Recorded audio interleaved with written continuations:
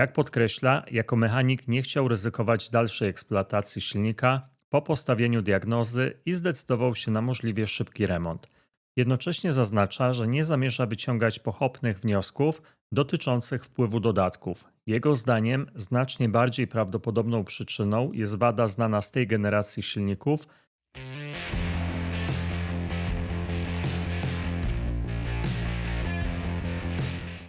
Witajcie w kolejnym odcinku na kanale R2D. Na stole laboratoryjnym ponownie próbka od Łukasza. To już piąty i ostatni etap eksperymentu dotyczącego Volkswagena Tourana trójki z silnikiem 1.5 TSI Dada. Dzisiejszy odcinek będzie miał nieco inny charakter. Samochód trafił do remontu z powodu przytarcia tulei cylindrowych, problemu, o którym w przypadku tej jednostki napędowej mówi się coraz częściej. I tutaj pojawia się bardzo ciekawy dylemat. Część osób zapewne od razu powiąże tę usterkę z zastosowaniem dodatków do oleju. Z drugiej strony wiele materiałów serwisowych i doświadczeń warsztatów wskazuje, że mamy do czynienia z wadą konstrukcyjną, występującą również w silnikach, które przez cały okres eksploatacji pracowały wyłącznie na fabrycznych olejach bez jakichkolwiek dodatków. Nie będziemy dzisiaj rozstrzygać tego sporu. Naszym zadaniem jest odpowiedzieć na inne pytanie. Czy rozwijające się przytarcie tulei cylindrowych pozostawiło ślad w badanym oleju oraz czy końcowa próbka różni się od wcześniejszych etapów eksperymentu? To właśnie spróbujemy dzisiaj wspólnie zweryfikować. Wiadomość od Łukasza. Łukasz zdecydował się zakończyć eksperyment wcześniej niż planował i pobrał ostatnią próbkę po dystansie około 7200 km przebiegu. Jak podkreśla, jako mechanik nie chciał ryzykować dalszej eksploatacji silnika po postawieniu diagnozy i zdecydował się na możliwie szybki remont. Jednocześnie zaznacza, że nie zamierza wyciągać pochopnych wniosków dotyczących wpływu dodatków. Jego zdaniem znacznie bardziej prawdopodobną przyczyną jest wada znana z tej generacji silników, zwłaszcza że podobne przypadki dotyczą również samochodów serwisowanych wyłącznie zgodnie z zaleceniami producenta. Remont daje jednak wyjątkową okazję, aby sprawdzić, czy analiza oleju była w stanie wcześniej zasygnalizować rozwijający się problem oraz jak wygląda kondycja samego oleju tuż przed rozebraniem jednostki napędowej. Tym razem Łukasz przesłał tylko jedną próbkę, olej przepracowany pobrany tuż przed planowanym remontem silnika. Jako materiał odniesienia wykorzystamy próbki z poprzedniego etapu, świeży olej OM Volkswagen 0W30 oraz ten sam olej z dodatkiem AR9400.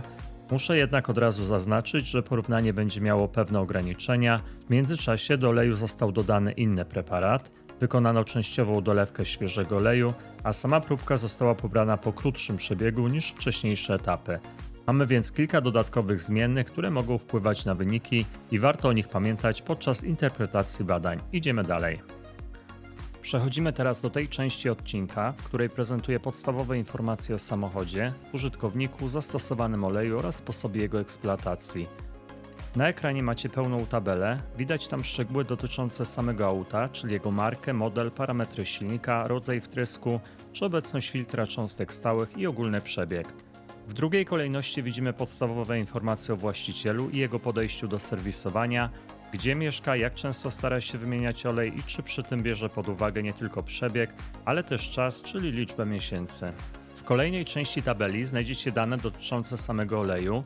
Zapisane są tam klasy lepkości i jakości, ewentualne aprobaty producentów samochodów, no i to, czy do tego oleju był dolewany jakiś dodatkowy preparat. W tym miejscu przedstawione są dane niezbędne do identyfikacji bazy olejowej zastosowanej w analizowanym produkcie. Kluczową rolę odgrywają tu numery CAS, Chemical Abstract Service, przypisane do poszczególnych składników chemicznych oleju. Na ich podstawie można określić, do jakiej grupy baz olejowych, API od 1 do 5, należą wykorzystane komponenty. Sposób interpretacji numerów CAS oraz metoda przypisywania ich do konkretnych grup bazowych zostały szczegółowo omówione w dwóch osobnych materiałach wideo, do których linki znajdziecie w opisie filmu. Zachęcam do zapoznania się z nimi, aby lepiej zrozumieć proces identyfikacji bazy olejowej na podstawie danych z kart charakterystyki. Na ekranie wyświetla się teraz informacja, do jakiej grupy bazy olejowej przypisałbym analizowany olej na podstawie zidentyfikowanych składników. Jeśli w publicznie dostępnych źródłach, w szczególności na branżowych forach i portalach poświęconych analizom olejowym, znajdują się raporty z badań tego konkretnego oleju, również zostaną one w tym miejscu wyświetlone jako materiał uzupełniający. Następnie mamy blok poświęcony typowej eksploatacji w trakcie tego interwału. Widzimy tam m.in. ile procent jazdy przypadało na miasto, jakie odcinki dominowały, czy to były raczej krótkie, kilkukilometrowe dojazdy, czy dłuższe trasy, oraz ile w sumie przejechał ten olej, ile miesięcy spędził w silniku i czy przed wymianą była robiona jakaś płukanka. No i na końcu dla porządku pokazuję też fragment książki serwisowej albo instrukcji, żeby zobaczyć jakie są ogólne wytyczne producenta dotyczące oleju silnikowego w tym samochodzie. To nam pozwala sprawdzić, czy zastosowany olej był zgodny z tym, co przewidziano fabrycznie, czy może właściciel świadomie wybrał trochę inną specyfikację ze względu na swoje potrzeby. To tyle w tym naszym stałym technicznym segmencie. Dzięki temu mamy już pełny kontekst, wiemy jaki olej został użyty, w jakich warunkach pracował i co zaleca producent. Dzięki temu łatwiej będzie później zinterpretować wyniki badań, które za chwilę Wam pokażę. Przechodzimy do badań laboratoryjnych. Najpierw pomiar oleju świeżego, później badanie oleju świeżego wraz z dodatkiem, a na końcu próbka oleju przepracowanego, w tle podczerwień. Zapraszam do wspólnego eksperymentowania.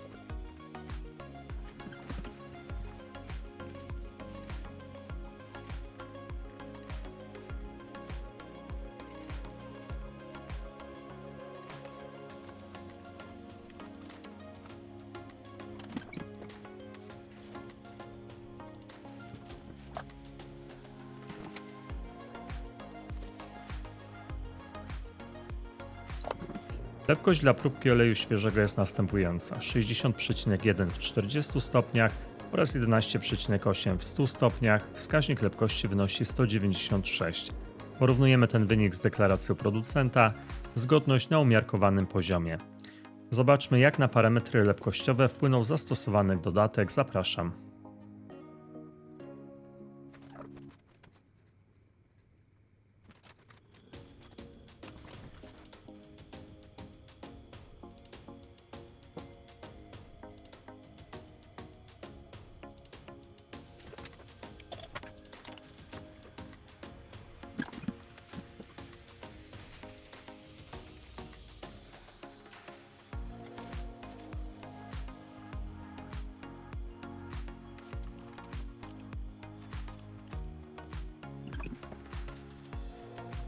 Lepkość dla próbki oleju świeżego wraz z dodatkiem jest następująca: 59,1 w 40 stopniach oraz 11,8 w 100 stopniach. Wskaźnik lepkości wynosi 200, czyli różnice po zastosowaniu dodatku są na minimalnym poziomie w stosunku do wyników dla próbki oleju świeżego bez żadnych dodatków. Przechodzimy do pomiaru lepkości oleju przepracowanego. Zapraszam.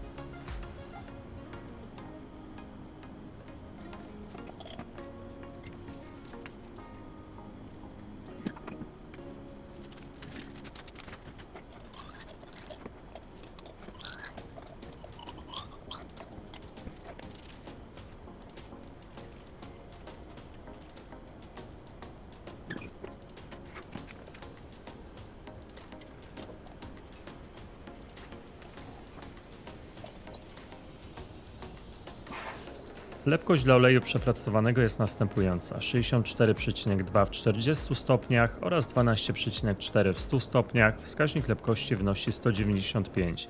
Liczymy zmiany procentowe. Po raz kolejny obserwujemy dość nietypowe zjawisko. Zamiast spadku lepkości, który często występuje w silnikach z bezpośrednim wtryskiem benzyny, wskutek rozcieńczenia paliwem mamy ponowny wzrost lepkości oleju. Podobną tendencję obserwowaliśmy również we wcześniejszych etapach tego eksperymentu. Sam wzrost lepkości nie jest oczywiście dowodem usterki, ale w połączeniu z pozostałymi wynikami może sugerować, że w oleju dominują procesy utleniania oraz kumulacji produktów starzenia, a nie rozcieńczenie paliwem. Przechodzimy do kolejnego etapu badań, test bibułowy. Użyjemy testu IDEA od MCU oraz testu wewnętrznego R2D w opcji z 3 bibułami. Zobaczcie, jak wyglądała aplikacja kropli na test oraz kilka zdjęć zrobionych po określonym czasie.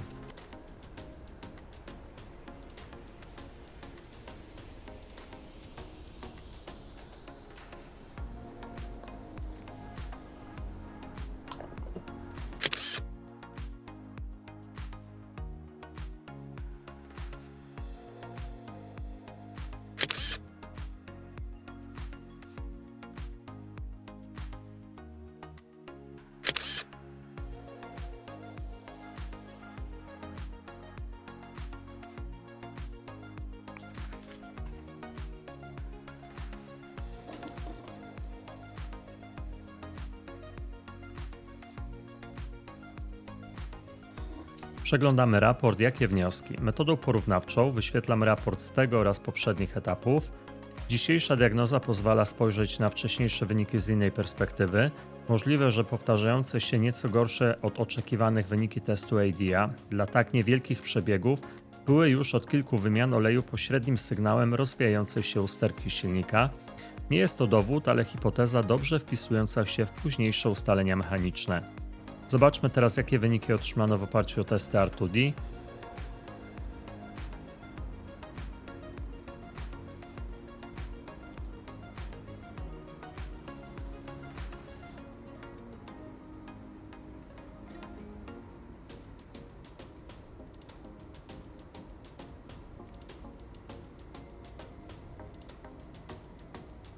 Na zdjęciach w świetle UV zwracają uwagę charakterystyczne nieregularne i miejscami poszarpane krawędzie strefy dyfuzyjnej.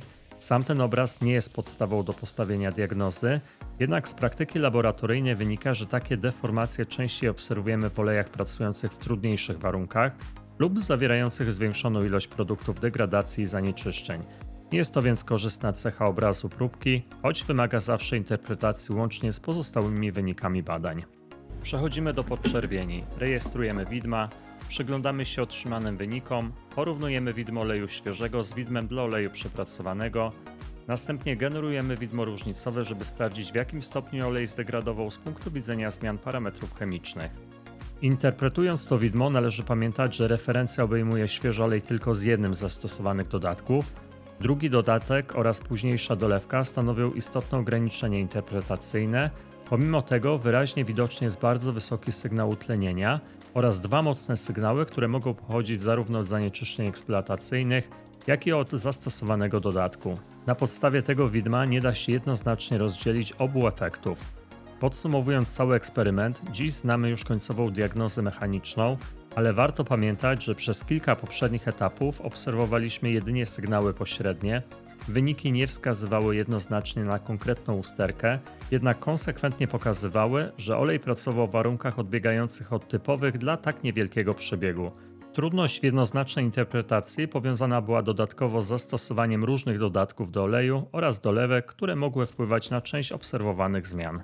Dziękuję za wspólne eksperymentowanie, z góry dziękuję za aktywność na kanale, bo jest ona bardzo ważna. Komentarz, łapka w górę, subskrypcja kanału to sygnały dla mnie, że prowadzone eksperymenty spotykają się z Waszym zaciekawieniem. Zapraszam osoby zainteresowane udziałem we wspólnym eksperymentowaniu do kontaktu mailowego. Znajdziecie go w opisie filmu. Dziękuję wszystkim patronom kanału za wsparcie inicjatywy prowadzenia eksperymentów na platformie YouTube. Wszystkich zainteresowanych zapraszam do tego grona. Do usłyszenia w następnym odcinku. Cześć!